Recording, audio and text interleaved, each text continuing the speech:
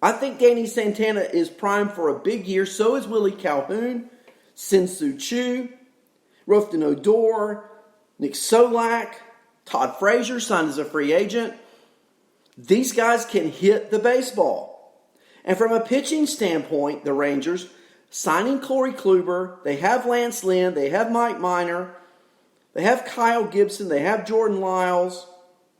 This is a really good, underrated, I think, starting staff. I still believe in Leclerc at the back end of that bullpen. I think he's got a great live arm. And for pause, Lance Lynn's numbers last year, I mean, come on. 16 and 11, 246 strikeouts. He had a 3.67 ERA pitching in Arlington. Now he's back.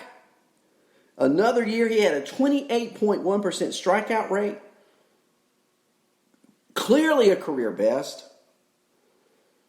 And now he's back, and he's going to be pitching for a team that's got a chance to win a division, in my opinion, if the realignment sticks. So I think the realignment, in looking at this Northwest division, clearly helps the Brewers, obviously helps the Padres, and I think helps the Rangers, because someone in that division has to finish first. Now, I call that the division of mediocrity. And now I want to talk about a division in the Cactus League that I think is the division of superiority. Look at the Western Division, which includes some teams two teams I thought would win or could have contended in their division if didn't win it. The White Sox in the American League Central, I thought had a really good shot. And particularly now with the delay, they're going to get Kopech's going to come back. Great arm. And so they're going to get pitchers back that otherwise may not have played. Kopech being one.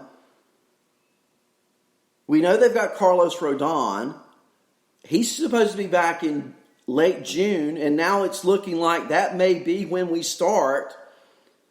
So you're looking at a rotation, I think, that could include Lucas Giolito, Dallas Keuchel, Michael Kopech, Carlos Rodon. You've got Dylan Cease. You've got Ronaldo Lopez. These guys, they're good pitchers. I mean, I'll talk about Giolito briefly. Former number one pick, number one prospect, coming up with Washington. Traded around a little bit, lands in Chicago. Finally last year figures it out, 14-9.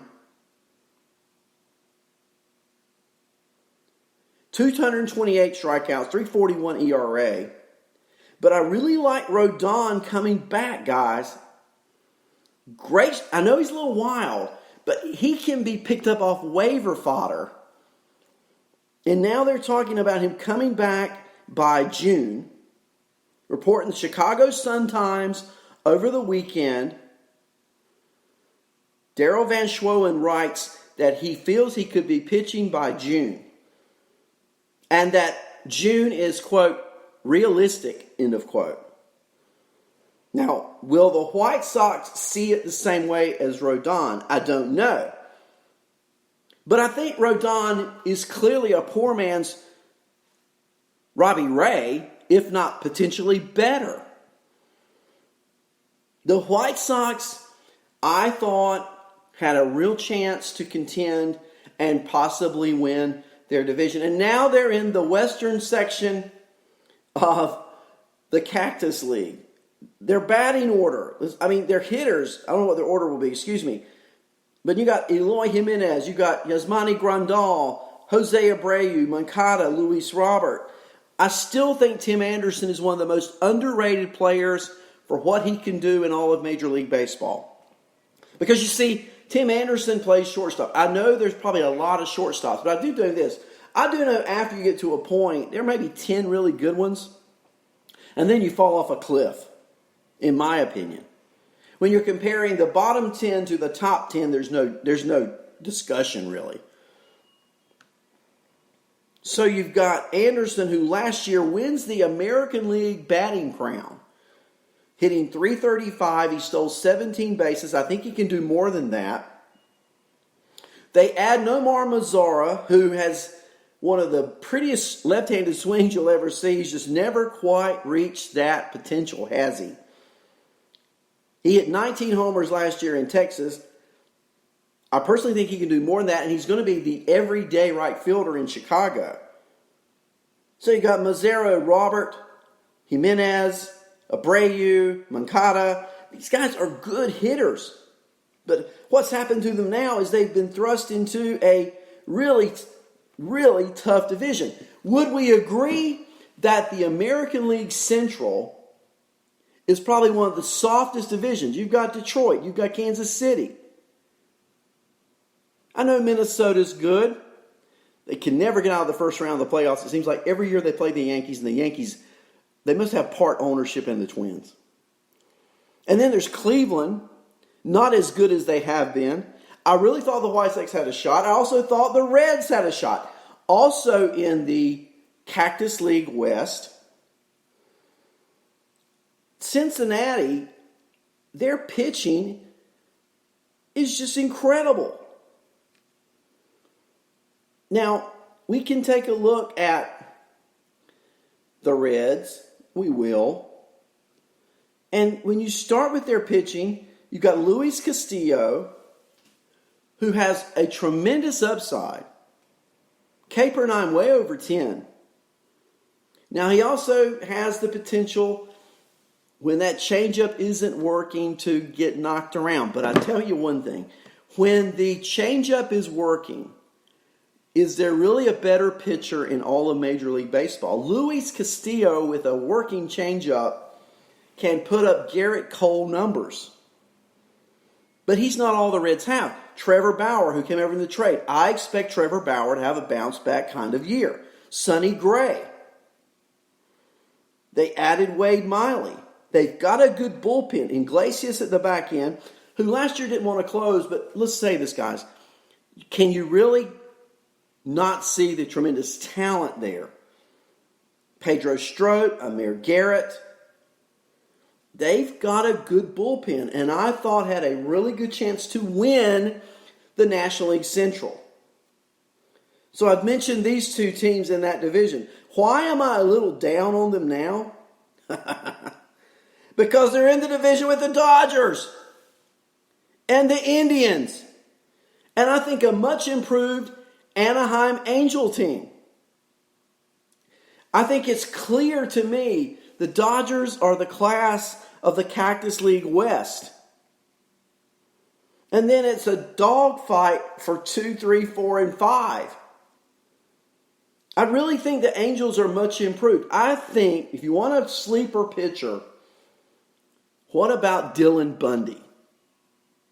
You know, Dylan Bundy's playing in Baltimore. Think about another pitcher who used to pitch in Baltimore, but now moved over to the National League, got on a different team, and just excelled.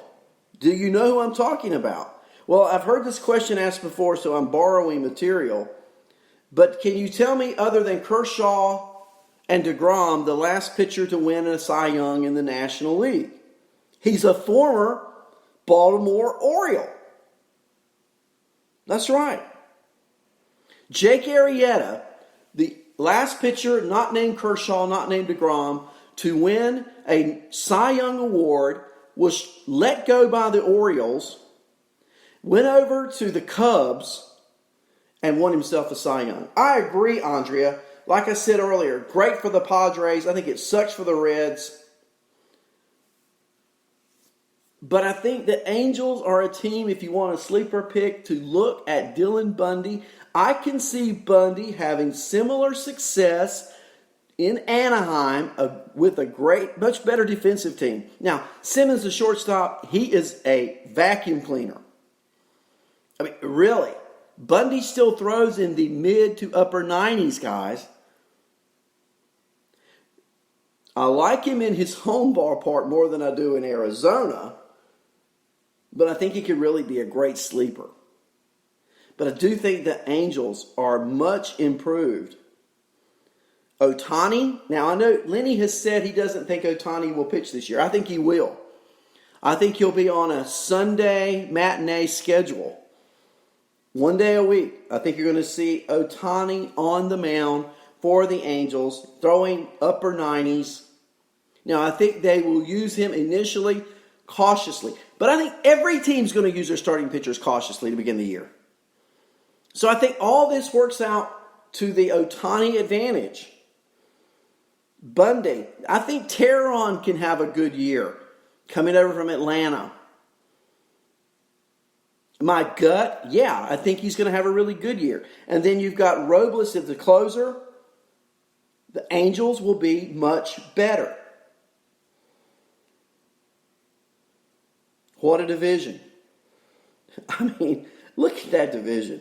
And you know, the thing is, the Reds had to be thinking the same thing I am. We're going to be really good. And here I am in a division with the Cleveland Indians, with Clevenger and Bieber and that crowd.